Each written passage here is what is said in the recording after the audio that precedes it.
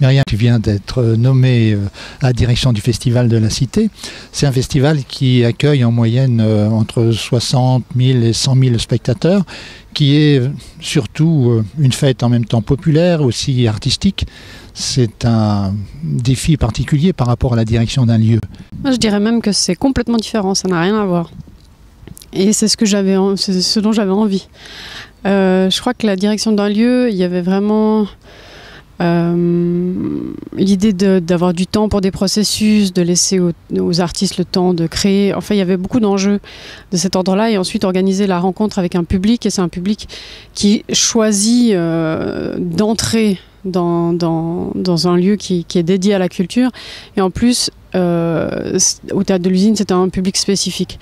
Là, avec le Festival de la Cité, il y a vraiment l'idée que ça s'adresse à tous les habitants de Lausanne, qui eux sont déjà habitants de la ville, donc c'est déjà leur lieu, et le festival s'inscrit chez eux, si on veut. Il n'y a pas l'idée de devoir entrer dans un lieu de la culture. C'est vraiment la ville est le lieu où vont avoir lieu les spectacles, les projets culturels. Donc le rapport entre l'artistique et le cadre dans lequel il est présenté est complètement différent. Georges Caille, le président de la Fondation, me disait qu'il s'agit d'un public qui est désireux de convivialité, et en même temps, c'est un festival artistique. Comment arriver à joindre ces deux désirs ? Alors ça, c'était une des choses que j'avais envie de souligner dans le dossier que j'ai présenté. C'est qu'aujourd'hui, le terme de convivialité est souvent galvaudé. On se dit convivialité, c'est l'accueil agréable du public. On va lui offrir de quoi pouvoir boire et peut-être manger. Et puis c'est ça, la convivialité.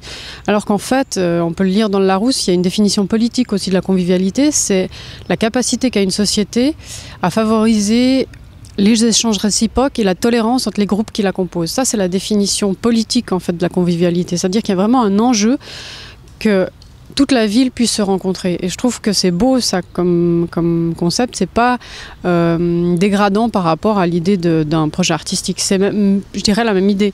C'est-à-dire qu'il y a un enjeu sur comment on vit la société, sur le vivre ensemble. Et souvent, les projets artistiques réussis ont aussi un regard sur la société, sur des enjeux politiques. Donc, c'est pas très différent. C'est juste une autre manière de faire exister ces enjeux-là. Donc le projet que j'ai présenté, il avait l'idée que c'est pas hiérarchiquement l'artistique qui domine et la convivialité est au service de l'artistique, c'est plutôt les deux sont aussi importants l'un que l'autre. C'est pas l'idée non plus de tirer l'artistique le plus bas possible pour que surtout ce soit pas plus important que la convivialité. C'est l'idée que les deux sont importants et que le projet convivial est un projet en soi. Donc en fait, j'ai proposé que le lieu où vont être accueillis les gens, la manière dont ils vont pouvoir boire et manger, c'est un projet en soi. Je vais pas rentrer tout à fait dans le détail de quel projet j'ai proposé parce que j'en ai proposé plusieurs sur la manière justement de faire fonctionner ces lieux de convivialité et à quoi ils vont ressembler physiquement. Parce que je ne sais pas lesquels on va pouvoir réaliser, mais en tout cas c'est cette idée, c'est que la convivialité va donner lieu à un cadre et à un projet. Le président de la Fondation choisit ton projet parce que tu as proposé des choses audacieuses, arrimées vers l'avenir et en même temps risquées. Bon, bien sûr qu'ils seront à discuter en fonction des contraintes, comme il le dit lui-même. Il a raison sur un point principal, c'est que c'est toujours risqué d'essayer de sortir les gens, de nous sortir en fait de nos habitudes. Et la cité a été pendant longtemps associée à ce quartier de la cité qui l'accueillait. Donc rien que le fait de décider de ne pas y revenir quand ce sera possible, c'est déjà risqué. Il y a des gens qui effectivement ne regardaient pas le programme, ne le regardent peut-être toujours pas, et simplement ils savaient qu'à cette période de l'année, il y avait un festival à cet endroit-là. Et donc le fait de proposer des choses dans d'autres endroits, c'est déjà risqué. Donc je pense que ce qui parlait à propos du risque, c'est ce risque-là, pas forcément l'idée que les projets artistiques eux-mêmes vont être spécialement risqués. L'événementiel plaît au public. Il y a maintenant pas mal de festivals. Je pense aux Urbaines, à Genève, à Montigel, il y a également la Bâtie. Est-ce que le Festival de la Cité va évoluer, proposer un programme différent pour essayer de se différencier des autres festivals ou collaborer ou autre? Quelle est ta position ? Ça, c'était aussi une de mes réflexions. Aujourd'hui, le format festival s'est multiplié à l'infini. Il y a des festivals dans toutes les villes, il y en a plusieurs. Ils sont souvent en concurrence. Le projet que j'ai proposé, il estime qu'un projet est juste s'il est vraiment ancré dans la ville qui va l'accueillir. Là, en l'occurrence, c'est une ville, ça pourrait être un autre terrain, mais... Et donc, d'essayer de chercher au maximum cette spécificité-là, c'est-à-dire... Qu'est-ce qu'on fait, dans quel lieu physique, pour quel public? Et puis, c'est pas l'idée d'accueillir les mêmes artistes dans le même cadre dans toutes les villes du monde. Et ça, c'est un peu ce qu'il arrive avec certains festivals formatés, c'est qu'en fait, par exemple dans la musique, on a une scène au fond, des stands sur les côtés, puis il y a un enclos, et puis on va voir le concert dans ce cadre-là. Et en fait, l'expérience qu'on vit en tant que spectateur ou auditeur, elle est la même, quelle que soit la ville.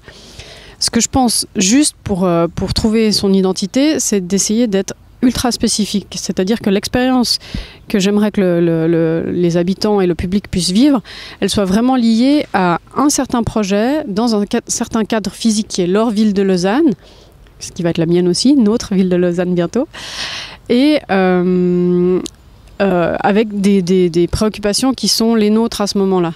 Donc essayer de chercher vraiment une spécificité. Et ensuite, par rapport aux autres festivals, je trouve qu'il y a beaucoup de concurrence. C'est l'idée de l'exclu en musique, c'est l'idée de la première dans les arts de la scène. Et je suis plutôt à une étape de mon travail, je ne dis pas que ça ne m'a jamais intéressée, mais où je serais dans l'idée plutôt de collaborer. C'est-à-dire plutôt que de se voir entre festivals comme des concurrents, si on peut se voir comme des collaborateurs et des collègues avec les mêmes intérêts, je pense qu'on peut faire grandir les projets qui peuvent avoir une durée de vie plus longue, que les artistes pourront peut-être travailler dans de meilleures conditions. Donc plutôt de se battre pour l'exclu ou la première, ce serait plutôt d'essayer de se battre pour la qualité du projet et une belle rencontre avec le public. La scène romande n'est pas si large. Est-ce qu'il est possible d'éviter l'écueil de voir un petit peu les mêmes artistes dans les différents événements ?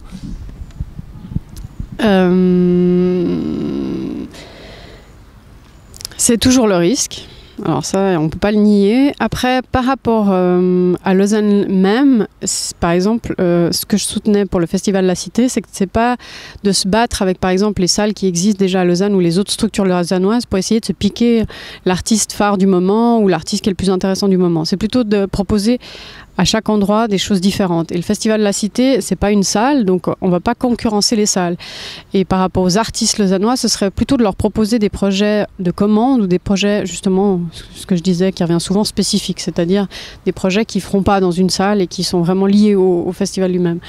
Par rapport aux projets étrangers, aux artistes étrangers ou aux concerts étrangers, j'imagine que chaque festival est un peu à l'image de l'équipe qu'il construit. Et dans ce sens-là, j'imagine que pour ce que je connais de l'équipe de la Cité, ce que je connais de l'équipe d'Antigel, de l'équipe de la Bâtie, on est très différents. Donc a priori, si on essaie de rester au plus près de ce qu'on est, on ne devrait pas être trop semblable.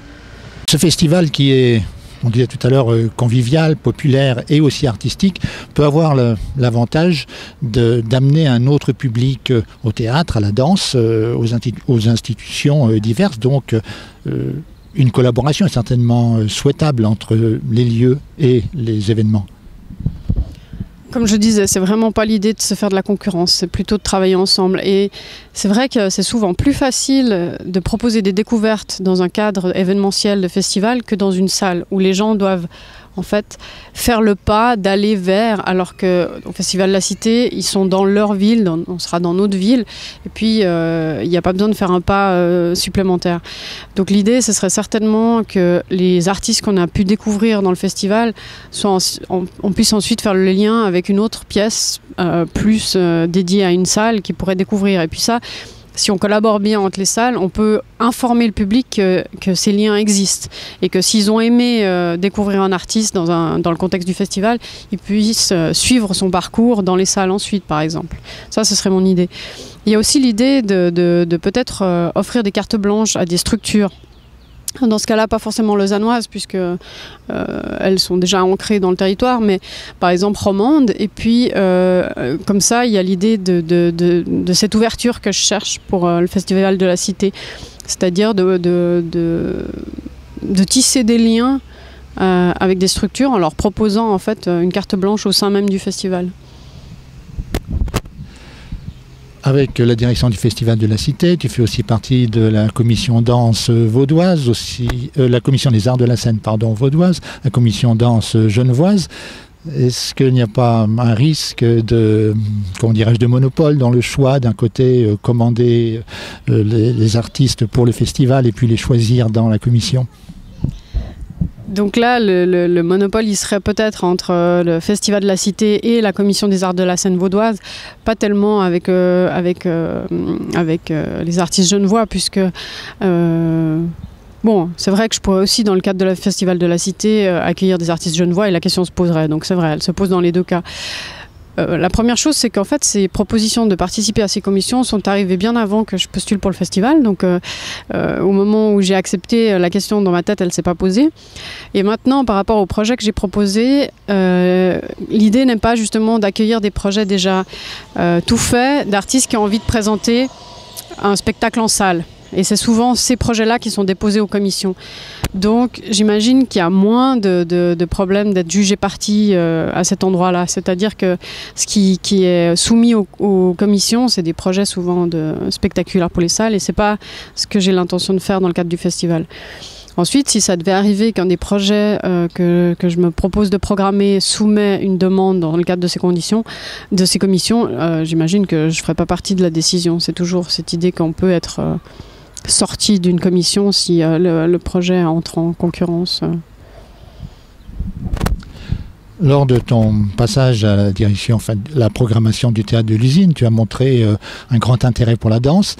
Avec le festival, il va falloir être beaucoup plus large, de la danse au cirque. Est-ce que tu peux d'un côté te réjouir ou d'un autre côté voir un petit peu ce côté danse moins important? Qu'en penses-tu? Dans l'ensemble des disciplines qui vont être proposées, c'est clair que la danse ne sera pas prioritaire comme elle a pu...